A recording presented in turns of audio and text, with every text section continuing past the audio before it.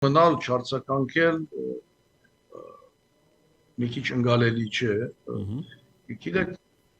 գուցե հասկանալի է նաև Իրանի ազնագայստը, որովհետև Իսրայելը Իրանի համար առաջին գլխավոր անվտանգային սպառնալիքն է եւ փոխադարձաբար իհարկե, բայց ամբողջովին լուր մնալը կարծում եմ ճիշտ չէ, կարելի է շատ թիվանակիտական ձևակերպումներով ուրեմն բացի ցեղասպանության ճանաչումից նաև ակնարկներ անել քաղաքական հանգամանքներին, ընդ որում նաև հիշել, որ ուրեմն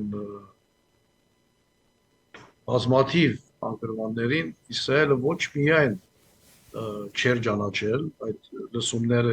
խորհրդարանական իրենց լրումին չէին հասել, այլ նաև իսրայելական լոբին դարիներ շարունակ աշխատել էր, որ Միացյալ Նահանգներում ուրեմն ցեղասպանության ճանաչումը չվերածվի օրագարկի։